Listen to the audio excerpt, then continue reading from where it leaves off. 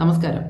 അപ്പോൾ ട്രേഡ് മാർക്കിൽ ഒബ്ജക്ഷൻ വരാതിരിക്കാൻ വേണ്ടി ശ്രദ്ധിക്കേണ്ട രണ്ട് ഗ്രൗണ്ട്സിൽ ഒന്ന് നമ്മൾ ഓൾറെഡി ഡിസ്കസ് ചെയ്തിട്ടുണ്ടായിരുന്നു, റിലേറ്റീവ് ഗ്രൗണ്ട്സ്. ഇന്ന് നമ്മൾ അബ്സല്യൂട്ട് ഗ്രൗണ്ട്സിനെ പറ്റിയാണ് ഡിസ്കസ് ചെയ്യാൻ പോകുന്നത്. ഇതാണ് ഏറ്റവും പ്രധാനപ്പെട്ട, അതായത് അത്രയും ഇമ്പോർട്ടൻ്റ് ആയിട്ടുള്ള ഗ്രൗണ്ടാണത്. ഇതിനകത്തുള്ള, അതായത് അബ്സല്യൂട്ട് ഗ്രൗണ്ട്സിനകത്തുള്ള പോയിന്റ്സുകൾ ശ്രദ്ധിക്കാതെ നമ്മൾ ട്രേഡ് മാർക്കിന് അപ്ലിക്കേഷൻ ഇടുകയാണെങ്കിൽ 100% ആ മാർക്ക് അല്ലെങ്കിൽ ആ ആപ്ലിക്കേഷൻ അബാൻഡൻ ആകാനുള്ള സാധ്യത ഉണ്ട്.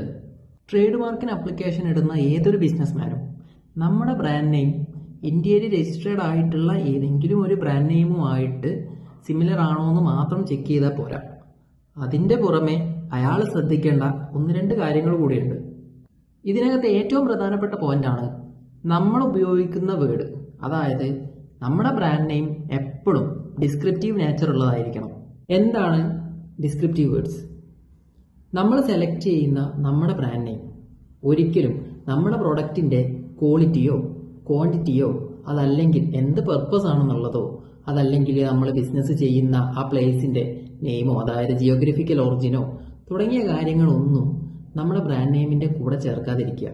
കൃത്യമായിട്ട് പറയുകയാണെങ്കിൽ നമ്മളുടേത് ഒരു ഹോട്ടൽ ബിസിനസ് ആണെന്ന് കരുതുക.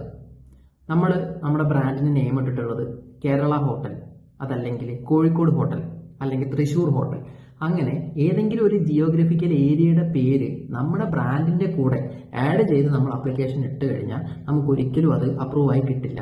അതുപോലെ പ്രൊഡക്റ്റിന്റെ നാച്ചർ കാണിക്കുന്ന തരം വേർഡുകൾ, ഉദാഹരണം പറഞ്ഞാൽ സ്പൈസസ് അല്ലെങ്കിൽ ഫുഡ് തുടങ്ങിയ വേർഡുകളൊക്കെ നമ്മുടെ മാർക്കിന്റെ കൂടെ ചേർക്കുകയാണെങ്കിൽ, അതായത് നമ്മുടെ ബ്രാൻഡ് നെയിമിന്റെ കൂടെ ചേർക്കുകയാണെങ്കിൽ നമുക്കൊരിക്കലും ഇന്നത്തെ കാലത്ത് അപ്രൂവൽ കിട്ടില്ല.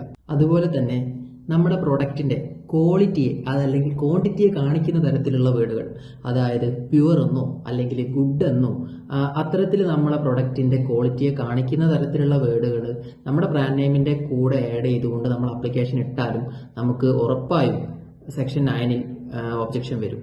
അതുകൊണ്ട് തന്നെ ട്രേഡ് മാർക്കിന് അപ്ലിക്കേഷൻ ഇടുന്നതിന് മുമ്പ് ഇത്തരം റൂൾസ് ഒക്കെ നമ്മൾ കറക്റ്റായിട്ട് ഫോളോ ചെയ്തിട്ടാണ് ബ്രാൻഡ് നെയിം സെലക്ട് ചെയ്തതെന്നുള്ള കാര്യം ഒന്ന് ഉറപ്പുവരുത്തുക. മാത്രമല്ല, ഒരു രജിസ്ട്രേഡ് ട്രേഡ് മാർക്ക് അറ്റോർണിയിൽ നിന്നും കൺസൾട്ടേഷൻ സ്വീകരിച്ചിട്ട് മാത്രം ട്രേഡ് മാർക്കിന് അപ്ലിക്കേഷൻ ഇടുക.